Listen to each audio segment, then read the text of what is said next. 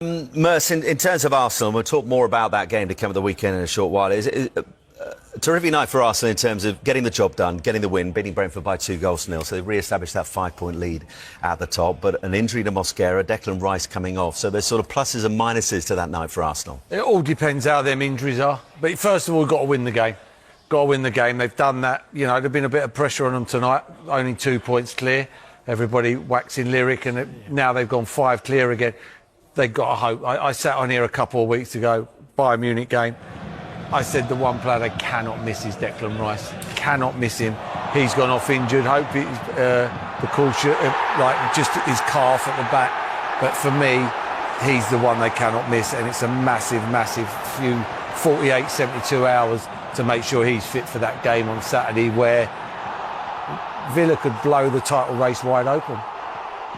Yeah, and who'd have thought we'd have been saying that a few weeks ago? When you look at Aston Villa start, they were down in 18th a few weeks ago, and now they're 5 points behind the Gunners. Yeah, good manager, real good manager. He improves players, makes players better. But it'd be a big test on Saturday for Arsenal. I think if they get through that, I just don't see anybody being able to touch him if they get through that game. Mikel Merino, quick word on him. He scores the opening goal of the night, his 5th of the season. 21 goals in the calendar year for club and country. He's not too bad a makeshift striker, is he? No, he's clever. He's clever. But if you see his goal's an amazing header. Any centre-forward would be proud of it. The way he gets in front of Pinnock and heads it down. It's a proper goal. You know, Eucharist would have been well pleased with that. Yeah, he does a good job. He's a great player to come in and play. He joins in the play. He drops off more. He's not like Eucharist, but he drops off. You know, he won't play on the shoulder, but he's a clever player, hard to pick up, and he scores vital goals. He comes across as a big game player for me. And Arsenal continue to be so difficult to beat. Now unbeaten in the last 18 in all competitions, but more importantly than that, they restore that 5-point lead at the top. Let's hear from Ben White and the goal scorer for the second goal, Bukayo Saka now. Bukayo, Ben, I mean, that was a hard-fought win in the end, but I'm sure from your point of view, it was about getting the 3 points, was it?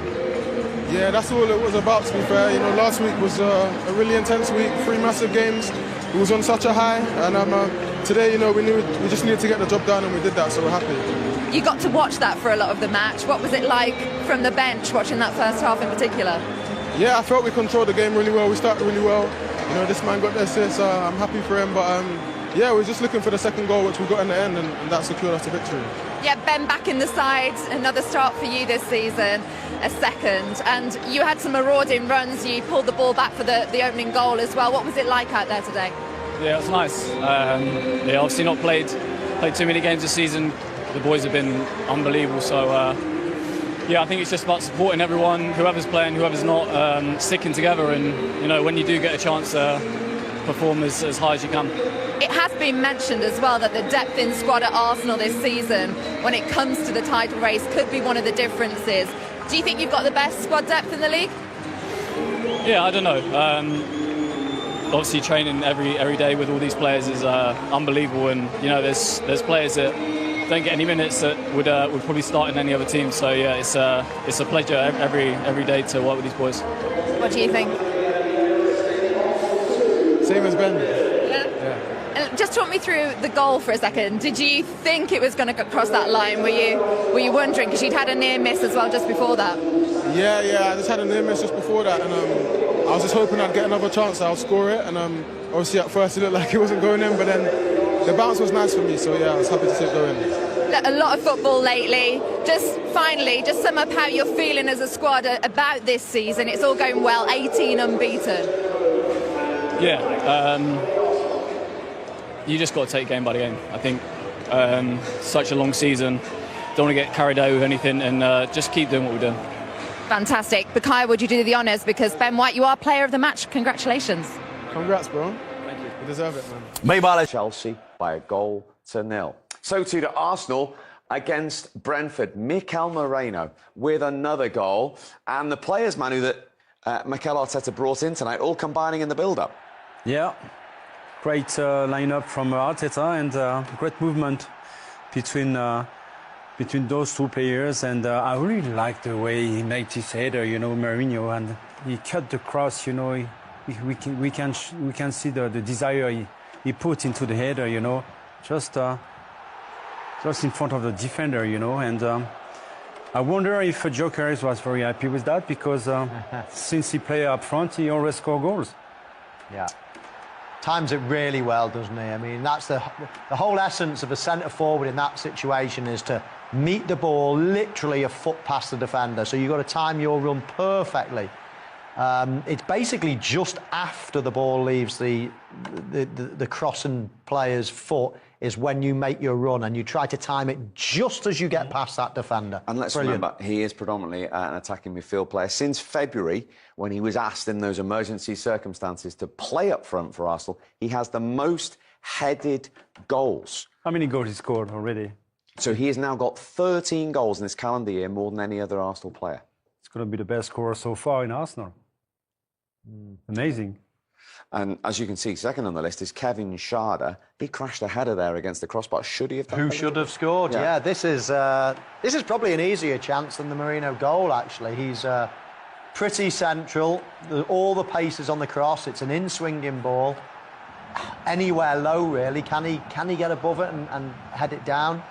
I mean, it's a great save. How good is this goalkeeper? Amazing save. What a fantastic save by Raya. But he gives him a chance, and he shouldn't give him a chance. You know, there's a lot of the goal to aim for there. It's a massive chance. And listen, when you're Brentford, when you go into the Emirates, you're not going to get many chances like that. You simply have to score them. OK, and they didn't, and Arsenal lead by 1-0. Right, elsewhere. I just want to quickly wrap things up with you, Sue, and Aston Villa, because we were talking, there's been so much talk about those 9 goals coming from outside the box, about, you know, as well as Ollie Watkins' goal drought, hadn't scored an 11, well, he breaks that goal drought today, and all 4 goals inside the box.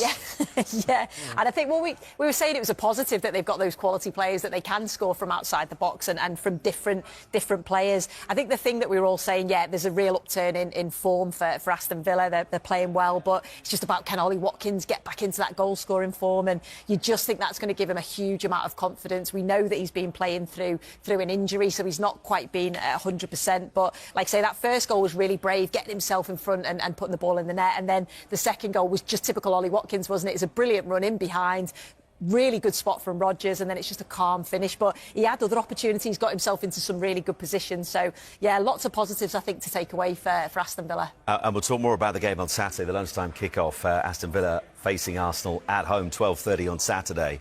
But in terms of Aston Villa now heading into that game, they're up into third, 27 points, 5 points behind Arsenal. I know Emery and Villa fans will say, well, the Villa fans might say something very different, but he'll no doubt say we're not part of the title race. Well, right now they absolutely are. Can they maintain this? I mean, that's 8 wins in 9. Yeah, it's brilliant, isn't it? And I think because of the poor start that they had, we were all saying, what's happened to Aston Villa? You know, they can't pick up a point, they can't score a goal.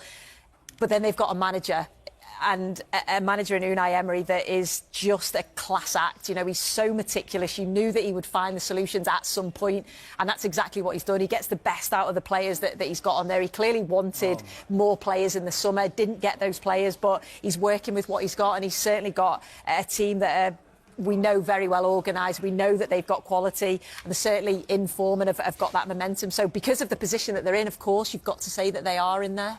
Merce, in terms of Arsenal, we'll talk more about that game to come at the weekend in a short